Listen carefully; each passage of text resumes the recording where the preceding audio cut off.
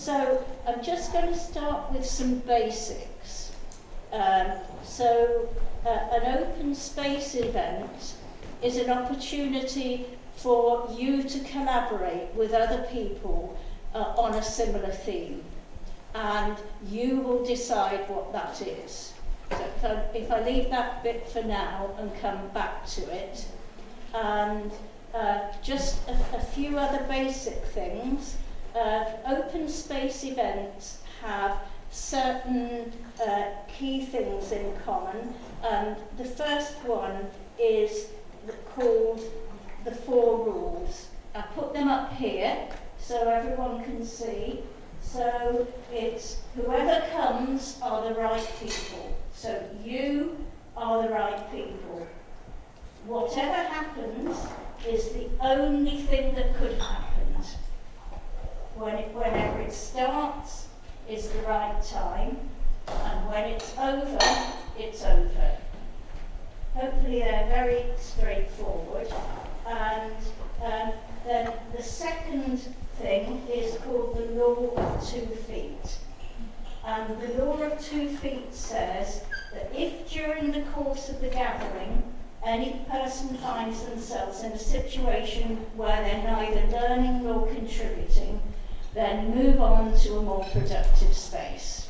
So don't sit there and put up with it. If you realise, no, this theme isn't right for me, move to one that might suit you better. And there's 2 types of people. There's butterflies, and these people hang out, maybe drinking tea, and maybe don't appear to be doing too much to start with. But just remember, they may be just involved as involved with the most important discussions as everybody else. So just because they're sitting on the fringe doesn't mean they're not a participant. You can always ask them if you'd like to, where they're up to. And bees flit from conversation to conversation, fertilizing each conversation with new ideas and fresh eyes. And they can also encourage mingling for those for whom the law of 2 feet feels a bit rude. So if you see a bee buzzing around, it might give you permission to do the same. So they're the basics. And so then we come to the question. And the question that I'm going to pose to you today is what are the things that you would feel could be done better if you were networking with other people? And you might have for example, one of you might think, it would be great to have more people involved in redistributing food. Or it might be that you think, if I only made more contact with people, we might be able to take on another project, say another garden, or we might be able to do more in terms of cycling. So have a think, what would be relevant to you and your project? And what I'm going to ask you to do, you can see. I think you'll be able to figure out who the transitioners are in the room, because we've all said the same thing. Making transition Liverpool more accessible, growing a stronger collective movement, so how we can bring people into our organisation or support other organisations to network together. Well, I wrote Feel the Energy, which is my own contribution to this. I don't know if it's where you're all coming from, but I think the real connection is an embodied thing. It's not just your intellect. So it can be about physical presence, being in the moment, having empathy from where the other person is coming from, and just tuning into something a bit deeper than the intellect. I don't know if that makes sense to any of you. to achieve more with campaigning if we work with other groups, not even necessarily get new members to my group Liverpool Friends of the Earth, but collectively work together. So we've got strength in numbers, and it would also help welcome people in. Thank you. Annie, you next? Oh, sorry. Hello. Yep, it's working.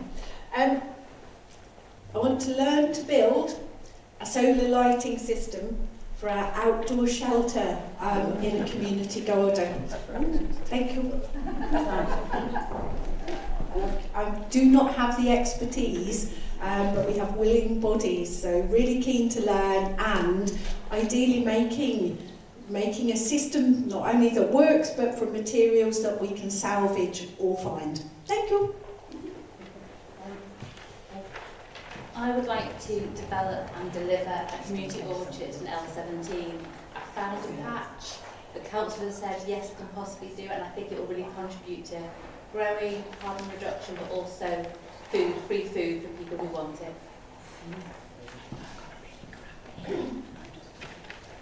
I think I'm saying the same thing as all, but maybe from the other side.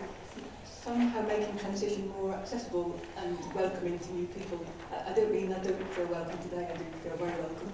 But I've been looking for ways to get involved with projects recently, and when you Google or look for things to be involved with, it's difficult to find transition unless you know about it already. So somehow improving that would be great. Thanks.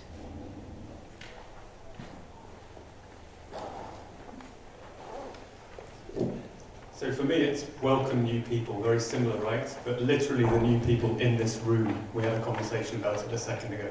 So welcome new people. I think there are too many vehicles on our streets, and I don't think electric vehicles are the answer, because they're quite intensive in the mining for things like lithium. I already campaign for free public transport. I just do it individually, but I'd like more people to do that.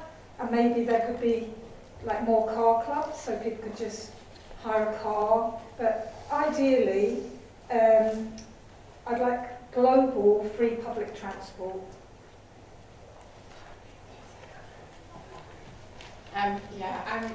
Some people know me as a cycle campaigner, but I'm actually also, I just don't have a car, so I walk everywhere and I take public transport.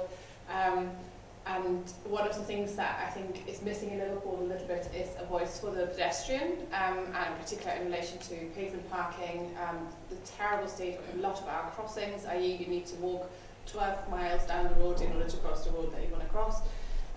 Etc. So yeah, I think we need a voice for the pedestrian basically. Okay. The UK has some of the oldest housing stock in the world. We leak energy. We are literally heating the earth around us.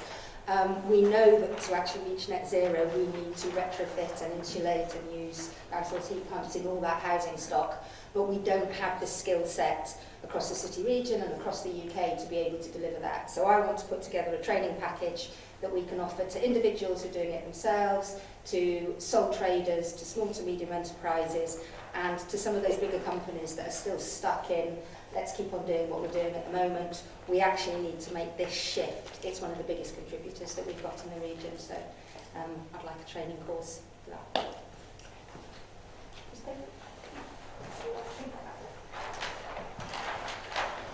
Mine is about engaging wider society, which I think is slightly bigger than just getting new people into transition. It's actually about how do we get Liverpool really talking about climate change and about the things that we need to do. So it's not just the people that want to get involved in transition, but it's that wider engaging people with the challenges, what's coming our way. We hear all of these stories from the science about what we're going to be seeing. I don't think people yet have got that into their heads in a way that allows them to really take action. So that for me is the key thing. It's about that wider society engagement.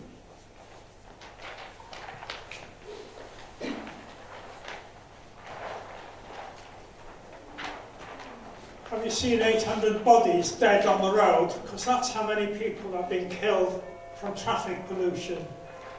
There's a huge project that Liverpool University has started, £21 million, which is to deal with the pollution, the carbon offsets, etc., that have been used in the port. And they want to, when the ships dock, they want them to use electrical charging points rather than the diesel generators, and to get the heavy goods vehicles off the road of the port and have a railway system.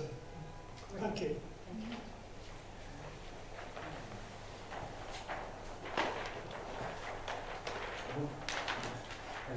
Hello.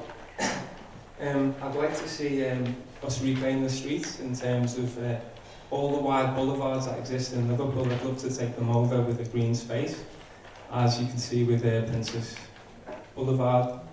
There's an opportunity to put cycle lanes, pedestrians, but also include gardeners and volunteers to sort of be educated.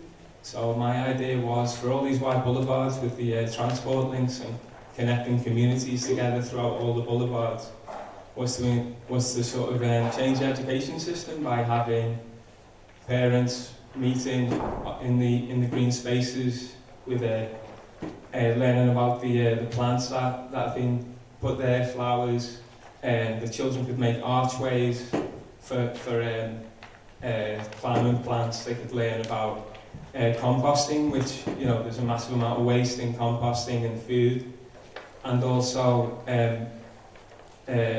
tours in those boulevards as well, historical tours, and in the education system just to use all that free labour as to educate at the same time with children.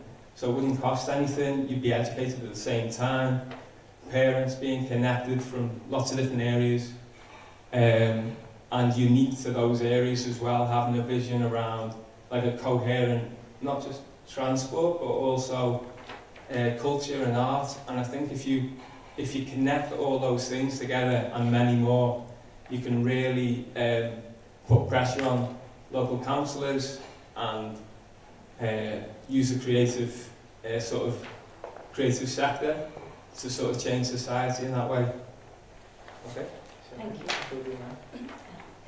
Just go back to What is really effective in education and outreach? What are we prioritizing teaching about, like what individuals can do to really make an impact, and kind of piggybacking on the wider community,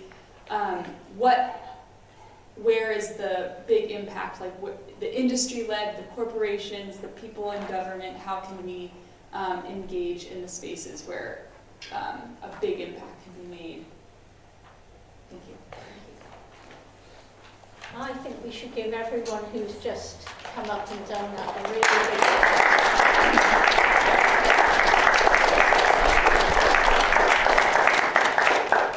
That was truly amazing, really inspiring ideas. So, advice from those of you who are watching. Who might usefully have a conversation together to see if their projects might work well together? If I may, you two are part of the same conversation. New people, real people, you two need to be in the same group. I think that We need to go together. and you, yeah. Exactly, yeah, and it's, I've just noticed that often we are like, well, okay, what can we do, you know, we're in our own bubble of how we communicate, and just being able to also, when we put out information, to make it a little bit more in their language. Which is why some of the XR groups are lobbying with the National Trust and GM to get diverse so it's working at that level. But at our level, everyone on the plot, but if you got all those people together, then you could really have a strong team with, and there might be parents as well, and then they can bring their friends in. And I think if you get like the funding is the other factor.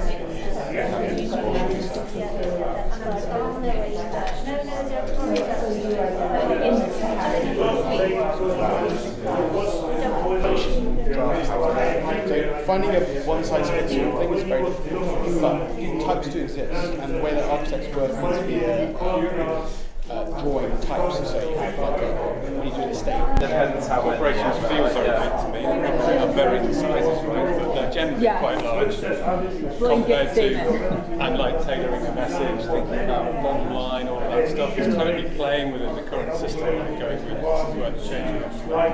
And I'm struck by the difference between that and someone walking into a transition town environment, for example, where it's generally hyper.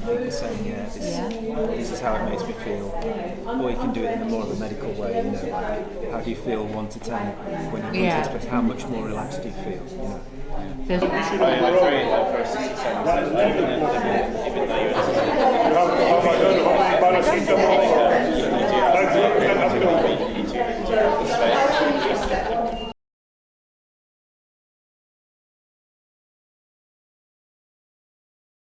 extended to a lot more people, if not everyone, ideally.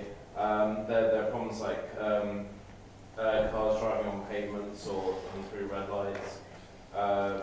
Public transport needs to be a lot more accessible, both for disabled people and even if you're an able-bodied person who's a cyclist, so not all.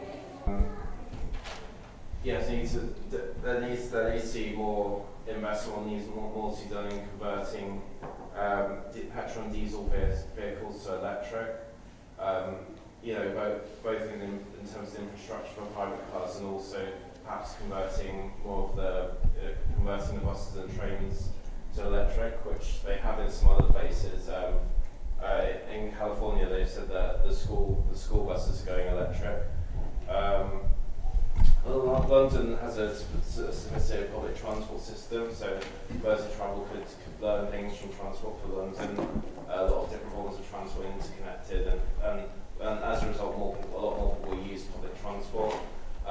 One big problem on Merseyside is night buses. A lot of people have to get taxis home after a night out, or even working a night shift or working late. Just due to the fact that practical bus services in Merseyside ends around midnight, if not before that. So night buses, would really help a lot. Again, related to the city's planning priorities seem to be based around motorists. That the motorist lobby seems to be too strong, and as I said, the pedestrian voices seeming to be missing. An idea that someone in a group guide mentioned was central boulevards, like they have in Paris city centre. Boulevard being a strip of pavement that runs through a road, and in having central boulevards, it encourages more pedestrians, but also you can have cycle lanes that run through the boulevards, so it encourages cyclists as well. More cycle lanes in general, which and cycling has various benefits as well as being a form of transport, can be useful, for commuting, as a form of transport as a commute, but also for leisure, also for health and well-being, etc. Petrol and diesel only vehicles should be banned by 2025, as per what's been now done which is now the policy in Stockholm, Sweden. That's just two years from now, so they're ahead on that.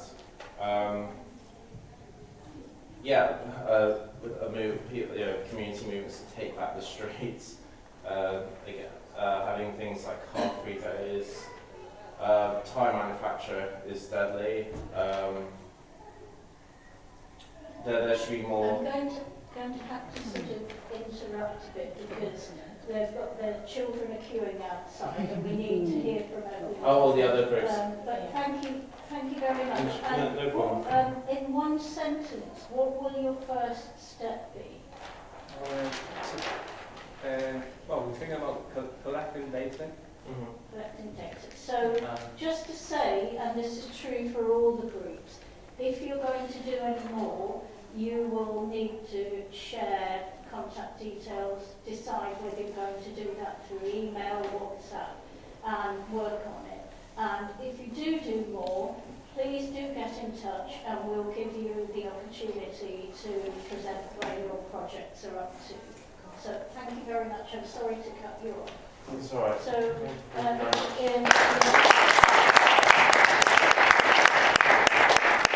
so if I get the welcoming and friendly group and spreading the word to do their presentation next.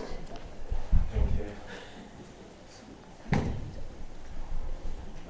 I don't think we've got a presentation as such, but we can certainly talk about it, and I'm happy to start and then others chip in.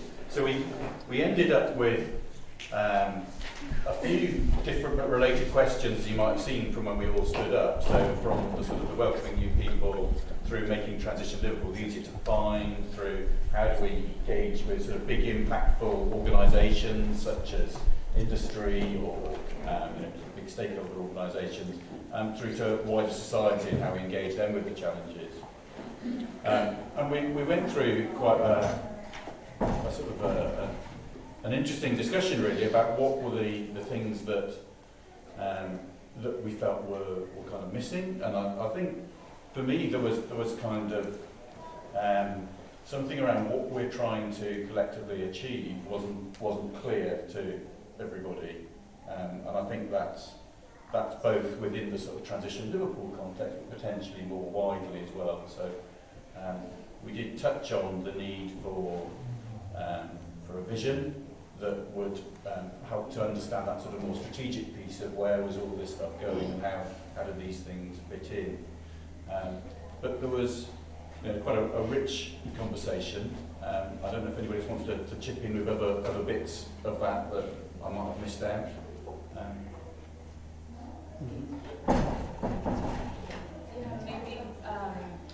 Maybe I think this is on talking about scale, local to bigger scale, as well as the sustainability, climate resilience movement everywhere in the world. The challenge of what people are individually doing, like their own projects, agendas, and how do we find the umbrella of communicating that and getting everyone on side, both like-minded people as well as not like-minded people. And I think we agree that it's not just a transition Liverpool question, it's a climate crisis global question everyone kind of struggles with, but that having the diversity in the groups to have these discussions is really important. And so I think continuing to just asking the questions, how do we fill this gap, is helpful, but we did not come to any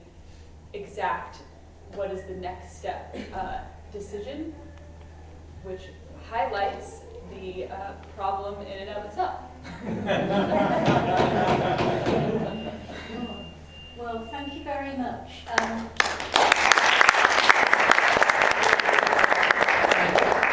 I want to say that I will be the first to be really delighted to hear if your project reaps any benefit, because I will be the first to admit I'm not quite sure I know how to reach some people and get them involved. So that would be fantastic.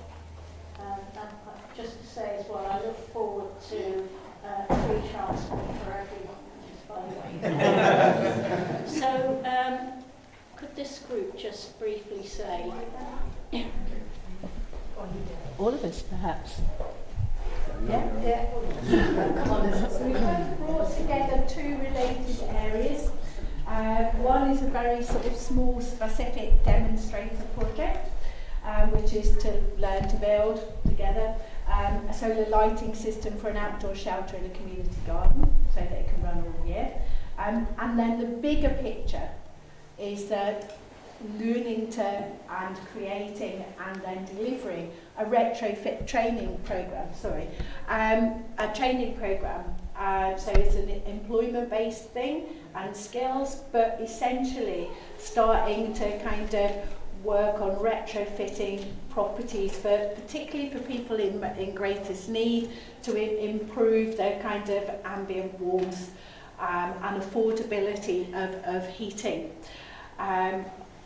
So I think, you know, where we kind of came to, particularly on the small demonstrator project, was that actually what we need is a kind of architect's drawing of that space as a starting point, and we kind of learned from Russ really about the kind of mechanics of that kind of thing, but also the existence of an architect's climate action network. If you want to add anything else, Russ? The architects are quite climate focused. I'm aware I'm probably the only one in the room unless somebody else is here. But the Architects Climate Action Network is a kind of another organisation that exists that are basically training at the moment or trying to advocate for institutional changes, including governance and stuff. Sorry, I'm not speaking. That's right. But yeah, I'm not aware of a Liverpool chapter. But there are a lot of architects in the city who would be willing to kind of partake and get involved in this sort of action. Ultimately, bringing in education and collaborating with universities, I think, was one of the things we discussed as like an option to kind of bring together people who are studying architecture and design, and people in the community who are interested in delivering retrofits as a sort of bridge between the otherwise kind of quite closed off kind of training ecosystem. Thank you very much. So